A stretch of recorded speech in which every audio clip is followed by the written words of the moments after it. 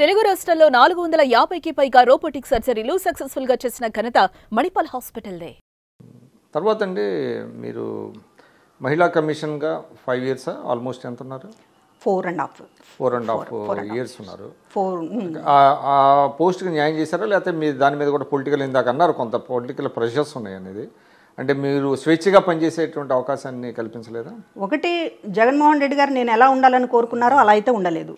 Women commission చైర్పర్సన్గా మొత్తం కూడా చంద్రబాబు గారి మీద పొద్దున్న లేస్తే రాజకీయమైనటువంటి దాడి చేయాలి అని చెప్పి ఆయన ఎక్స్పెక్ట్ చేశారు. ఆ రకంగా అందరూ కూడా సలహా ఇచ్చారు.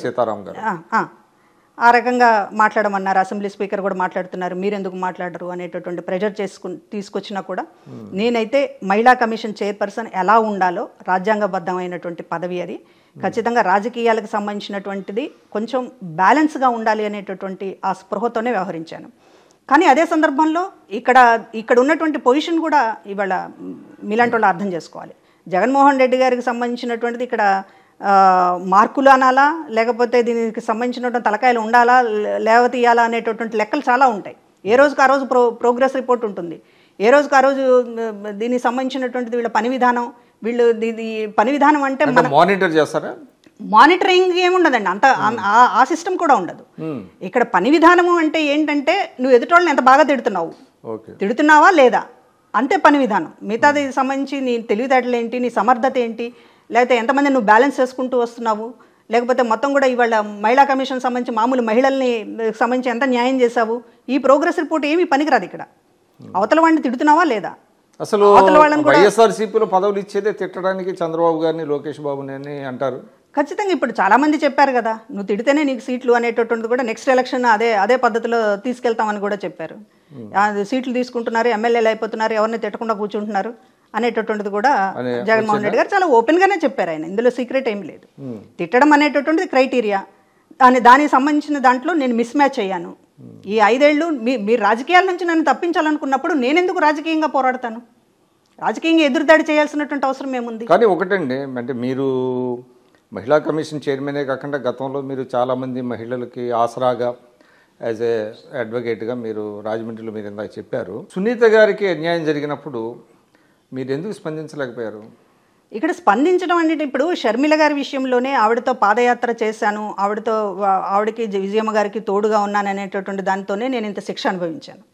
సంబంధం లేకుండా ఇవాళ నాకు ఎమ్మెల్సీ ఇవ్వకుండా లేకపోతే పొలిటికల్గా పూర్తిగా తప్పించేటటువంటి ప్రయత్నం, జస్ట్ ఒక భ్రమలు అపోహలతోనే నన్ను ఇంత శిక్ష గురి చేశారు.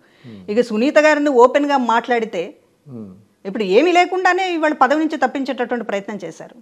కాబట్టి సునీత గారితో మాట్లాడాలి అని అంటే ఇక్కడ నుంచి ఎగ్జిట్ అవ్వాలనుకున్నప్పుడు మాట్లాడాలని ఉంటుంది.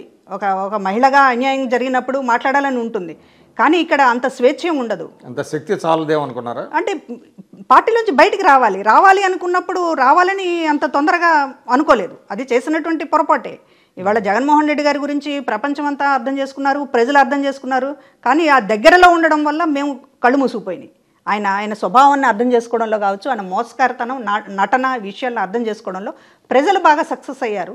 కానీ ప్రజలు అర్థం చేసుకుని తీర్పు ఇచ్చిన తర్వాత కూడా ఇంకా మమ్మల్ని మేమెందుకు నమ్ముతాము? నమ్మడం పొరపాటే, చివరిదాకా నమ్మడం పొరపాటే. నేను అదే రాజీనామా చేసినప్పుడు కూడా చెప్పాను, ప్రజా తీర్పు తర్వాత అన్ని విషయాలు ఒకసారి రివ్యూ చేసుకోవడానికి మాకు అవకాశం ఏర్పడింది. కానీ అప్పుడు కూడా ఎందుకు చేసుకున్నారు మీరు? ఇంకా అక్కడనే ఉండాలి కదా, లేకపోతే బయటకు వస్తే మీరు రాజకీయంగా సమాధి అవ్వాలి, కానీ మీరు ఇంకో పార్టీలోకి ఎట్లా వెళ్తారు అని అడిగితే ఈ శాపనార్థాలు ఏంటి బ్రదర్స్ అని అడుగుతున్నాను నేను కూడా.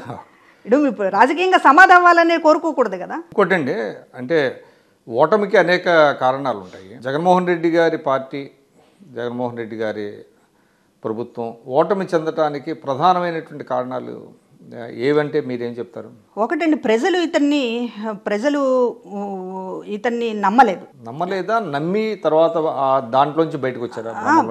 ముందు ఒక ప్రమాదకరంగా భావించారు. ఎందుకంటే నిజంగా నమ్మారు కాబట్టి ఆయనకి 150 మొదటిలో 2019లో అధికారంలోకి రావడానికి ఆయన ఖచ్చితంగా ఒక నాయకత్వం, మంచి నాయకత్వం చూపిస్తారనేటటువంటి నమ్మడం వల్ల, అదేవిధంగా ఆ రోజు ప్రకటించినటువంటి సంక్షేమ పథకాలకు సంబంధించినటువంటి ఆకర్షితం అవడం వల్ల ఒక డిఫరెంట్గా ఒక అవకాశం ఇచ్చి చూడాలి కదా, ఇంతకాలం రాజకీయాల్లో పోరాడుతున్నాడు కదా అనేటటువంటిది సానుభూతి, ఇది ఆయన ప్రజల దగ్గర వ్యవహరించినటువంటి పద్ధతి, ఇవన్నీ చూసి ప్రజలే కాదు, మేమే కాదు ప్రజలు కూడా నమ్మారు. ఒక మాయాలోకంలో నడిపించారు. కానీ ఎప్పుడైతే అధికారంలోకి వచ్చారు, ముఖ్యమంత్రి అయిన తర్వాత ఆయన అసలు స్వభావం అనేటటువంటి తెలిసింది. మరి అసలు స్వభావం తెలిసిన తర్వాత మీరు 5 ఏళ్ళు తర్వాత అయినా ఈ లోపైనా బయటకు రావాలి కదా అని చాలామంది అడుగుతారు. అసలు స్వభావం తెలుస్తున్నా కూడా ప్రజలు నమ్ముతున్నారేమోనని మేము భ్రమపడ్డాం. ఎందుకంటే మాట్లాడితే బటన్ నొక్కేటటువంటి కార్యక్రమం, ప్రతి డైరెక్ట్గా ప్రజలు బెనిఫిట్ అవుతున్నారనేటటువంటి అభిప్రాయం కల్పించడం ఇదంతా కూడా జరిగింది. నిజానికి చెప్పాలంటే ప్రజలకి లబ్ధి నేరుగా చేకూర్చడం అనేటటువంటిది ఇది ఒక కొత్త ప్రయోగం. ఆయన తీసుకొచ్చినటువంటి దాంట్లో ఇవాళ దేశంలో ఎక్కడ జరగనటువంటి కొన్ని ప్రక్రియలను చేశారు. కానీ ఇక్కడ జరిగింది ఏంటంటే, ఒక వీరప్పను ఎట్లా అయితే తన సామ్రాజ్యాన్ని కాపాడుకోవడానికి కొన్ని గ్రామాలని తనకు అనుకూలంగా ఎట్లయితే మార్చుకుంటాడో, వీరప్పన్ జోలికి వెళ్ళాలంటే వీరప్పన్ ఎక్కడ ఉంటాడో తెలుసు, వీరప్పన్ ఏం చేస్తాడో తెలుసు, ఎలా వెళ్ళాలో తెలుసు. కానీ వెళ్ళడానికి అక్కడ మధ్యలో ప్రజలు అడ్డుపడతారు. వీరప్పని కాపాడడానికి కోసం కొంతమంది ప్రాణాలు త్యాగం చేయడానికి కూడా సిద్ధపడతారు. ఆ మూడ్లోకి ప్రజలను తీసుకెళ్లాలని ఇక్కడ జగన్మోహన్ రెడ్డి గారు ఒక పథక రచన చేశారు. డైరెక్ట్గా బెనిఫిట్ స్కీమ్స్ అనేటటువంటిది బటన్ నొక్కాడు. 138 సార్లు నేను బటన్ నొక్కాను, మీరు 2 సార్లు నాకు బటన్ నొక్కండి, క్విట్ ప్రోకో చేయండి అని చెప్పేశాడు. Open call. అంటే మొత్తం 5 ఏళ్ల పాటు నువ్వు బటన్ నొక్కింది, చివరిలో 2 బటన్లు నొక్కించడానికి అనేటటువంటిది చాలా ఓపెన్. 5 ఏళ్ల పాటు ఓట్లు కొన్నాననేట కదా ఆయన చెప్పింది. కానీ దానివల్ల ఏమైందంటే ప్రజలు ఈయన పట్ల కన్సెంట్ అనేటటువంటిది, అంటే ఇప్పటిదాకా మనల్ని ఎవరు కూడా ఇంతగా సహాయం చేయలేదు కదా అనేటటువంటి దాంతో నాకు కట్టుబడి ఉంటారు, ఖచ్చితంగా నాకే వేస్తారు, నేనే గెలుస్తాను అనేటటువంటి ఒక భ్రమలో ఉండిపోయారు. కానీ ప్రజలు ఏమనుకున్నారంటే, డబ్బులు ఇచ్చి మమ్మల్ని కొనుక్కోవాలని చెప్పి నువ్వు ప్రయత్నం చేశావు, డబ్బులు ఇచ్చి కొనుక్కునేటటువంటి ప్రయత్నంలో నువ్వు చాలా దోపిడీలు చేసావు అనేటటువంటి ప్రజలకు అర్థమైంది. వాళ్ళ కళ్ళ ముందు ఇసుక, వాళ్ళ కళ్ళ ముందు రోడ్లు, వాళ్ళ కళ్ళ ముందు మద్యం, వాళ్ళ కళ్ళ ముందు మైన్స్, గనులు ఎవరు తవ్వుకుంటున్నాడు, కొండలు ఎవరు తవ్వుతున్నారు, ఇసుక ఎవరు దోచుకుంటున్నాడు, ఇదంతా మొత్తం జగన్మోహన్ రెడ్డి గారికి డైరెక్ట్గా అందుతోంది అనేటటువంటిది ఎమ్మెల్యేలే చెప్తున్నారు. మాకేం లేదు అని వాళ్ళే చెప్తూ ఉన్నారు. కాబట్టి జనం గుణపాఠం చెప్పారు. వాళ్ళకి బటన్ నొక్కినందుకు వాళ్ళకి గుణపాఠం చెప్పలేదండి.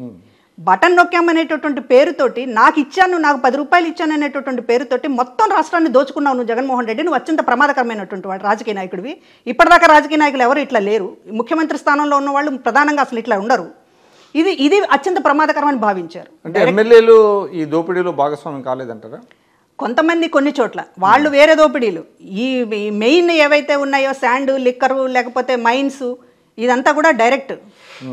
ఇది ఇంత కేంద్రీకరణ అనేటటువంటిది, ఇంత సెంట్రలైజ్డ్ దోపిడీ అనేటటువంటిది మనం ఏ మోడల్లో ఎక్కడ రాష్ట్రంలో ఏ దేశంలో చూడలేదు. మనం ఏ దేశంలో చూడలా, మన దగ్గర కూడా ఏ రాష్ట్రంలో చూడలా. కొత్త మోడల్ ఇంప్లిమెంట్ చేశాడు. అంటే ఆయన స్కెచ్, ఆయన మైండ్, ఆయన ఇంటలెక్చువాలిటీ అంతా ఈ 5 ఏళ్ళు పనిచేసిందంతా కూడా దీని మీద పెట్టారు. అందుకని సిస్టమ్స్ ఏవి పనిచేయాల.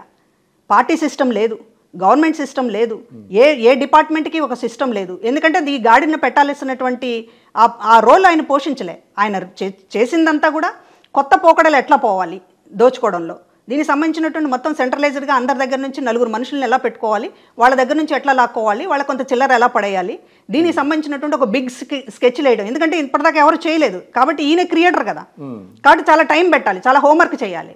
సాయంత్రం 5 అయితే ఎందుకు ఆఫీస్ నుంచి ఇంటికి వెళ్తారు అని అంటే, మరి ఇవన్నీ ఎవరు ఎక్సర్సైజ్ చేయాలి? ఆయన ఒకటే కూర్చుని, లేకపోతే ఇట్లాంటి దీనికి సంబంధించినటువంటి ఒక లాబియింగ్ వాళ్ళని పిలుచుకుని దీన్ని ఎలా చేయాలి ఏంటి, ఇదే సరిపోయింది 5 ఏళ్ళు. అంటే కూడికలు తీసివేతలు బిజీగా ఉండేవాడా? అంతే కదా, అంతే అనుకోవాలి. ఎందుకు సిస్టమ్ దెబ్బతిన్నది ఇక్కడ? పార్టీ కార్యకర్తలు ఎందుకు పట్టించుకోలేదు, పార్టీ నాయకులను ఎందుకు పట్టించుకోలేదు? ఇప్పుడు ఇది నా ఒక్కదాని ఆవేదనే కాదు కదా, పార్టీ కోసం. ఎందుకంటే నీది బిగ్ అపోజిషన్ రోల్. ఇది మిగతా ఎవరు కూడా ఇంత అపోజిషన్ రోల్ ప్లే చేయలేదు. అపోజిషన్లో నానా కష్టాలు పడినటువంటి పార్టీ నీ నాయకత్వంలోనే జరిగింది. కార్యకర్తలు కానీ నాయకులు కానీ అన్ని రకాలుగా నష్టపోయినటువంటి పరిస్థితి తీసుకొచ్చింది నువ్వు. నీ స్వార్థం కోసం పార్టీ పెట్టి, నీ స్వార్థం కోసం ఇంతమందిని బలి చేసి అధికారంలోకి వచ్చిన తర్వాత అసలు మీరెవరో నాకు తెలియదు, మీకు నాకు సంబంధం లేదు, నేను చాలా విషయాలు చక్కదిద్దుకోవాలి, చాలా విషయాలు సంపాదించుకోవాలి, మళ్ళీ 4 ఎలక్షన్లకు నేను ప్రిపేర్ అవ్వాలి, లేకపోతే మొత్తం కోర్టులు మేనేజ్ చేయడానికి నేను మొత్తం సర్దుకోవాలి, సెంటర్ని మేనేజ్ చేయడానికి సర్దుకోవాలి, నాకు ఇది చాలు, నాకు ఇది సరిపోతుంది, మీరెవరో నాకు తెలియదు అనేటటువంటి పరిస్థితుల్లో 10 ఏళ్ల పాటు ఆయన కోసం ప్రాణాలు ఇచ్చారే. ఇప్పుడు ఇవాళ ఒక్క మనిషిని చూపించమనండి, ఆయన కోసం నేను ప్రాణం ఇస్తాననేటటువంటిది నోటి మాట. చాలామంది ఆయన నాటకాలు చూసిన తర్వాత క్యాడర్ కూడా నాటకం ఆడడం మొదలెట్టారు, నాయకులు కూడా నాటకం ఆడడం మొదలెట్టారు. అన్నా నీ కోసం మేము ఏమైనా చేస్తామంటారు, వెనక్కి వెళ్ళిపోతున్నారు. సిద్ధం సభల్లో పొలవమని వచ్చారు, ఎందుకు గెలవలేదు? సిద్ధం సభలు చూసి నువ్వు మోసపోయావని అంటే నీ నటన వాళ్ళు అందుకున్నారు, ప్రజలు కూడా అందుకున్నారు. అన్నా నీ కోసం ప్రాణం ఇస్తామన్నారు, వచ్చారు, బస్ అమ్మటి తరలి వచ్చారు. ఓటు వేసేటప్పుడు అసలు నువ్వేంటి, నీ స్వభావం ఏంటి అనేటటువంటి నీ ముఖం మీద అంటించి ఇప్పుడు చంద్రబాబు నాయుడు గారిని స్కిల్ కేసులో అరెస్ట్ చేయటం, 53 రోజులు జైల్లో పెట్టడం, ఇది బాగా దెబ్బ కొట్టిందా? ఖచ్చితంగా దెబ్బ కొట్టిందండి. ఆ రోజున ఇప్పుడు సానుభూతి, అరెస్టు మీద సానుభూతి అనేటటువంటిది ఖచ్చితంగా ఉంటుందని తెలుసు, ఉండాలి కూడా. అరెస్టు ఇవాళ చంద్రబాబు నాయుడు గారు ఎందుకు ఆచితూచి వ్యవహరిస్తున్నారు? చేయలేక కాదు కదా, ఇవాళ చేయలేక కాదు. అనేక స్కామ్లు అన్ని రెడ్ హ్యాండెడ్గా పట్టుబడుతున్నట్టు అంటే అనేక ఆధారాలు ఉన్నాయి. కానీ పొలిటికల్గా దెబ్బకొట్టడం, ఆయన చాలా పిలుపుని మాట్లాడుతున్నారు కూడా. 164 సీట్లు రావడం అంటేనే ప్రతీకారం తీర్చుకున్నట్లు. ప్రతీకారం అని అంటే జైల్లో వేయటము, జైల్లో పెట్టడం, ఉరి తీయటము, లేకపోతే మొత్తం ఇంకా ఆస్తుల మీదకి వెళ్ళటము, ఇట్లాంటి పబ్లిక్లో కనబడేటటువంటి ప్రతీకారం అనేటటువంటి దానివల్ల రాజకీయంగా నష్టపోతున్నాం అనేటటువంటి అర్థమైంది కదా. ఇప్పుడు జగన్మోహన్ రెడ్డి గారు 5 ఏళ్ళు చేసింది అదే. ప్రతీకార రాజకీయాలని చాలా పీక్ స్థాయిలోకి తీసుకువెళ్లారు. దానివల్ల ప్రజలు సరైనటువంటి తీర్పు ఇచ్చారు కదా. ఆ తప్పు మనం చేయకూడదని వాళ్ళ కూటమి ప్రభుత్వం అనుకుంటోంది. ఆచితూచి వ్యవహరిస్తున్నారు. సరే, ఆ సందర్భంలో చాలామంది కోపతాపాలు ఉంటున్నాయి. వాళ్ళని వదిలేస్తున్నారు అనేటటువంటిది, ఉపేక్షిస్తున్నారు అనేటటువంటిది, చేత కావట్లేదు అనేటటువంటిది, ఈ జగన్మోహన్ రెడ్డి గారి లాగా వ్యవహరించట్లేదు అనేటటువంటిది, అనేక సమస్యలు ఎదుర్కొంటున్నారు, కాదండం లేదు. కానీ అంతిమంగా పొలిటికల్గా గెలవడం అనేటటువంటిదే మనం నిజమైన ప్రతీకారం అని అనుకొని చేయాలి.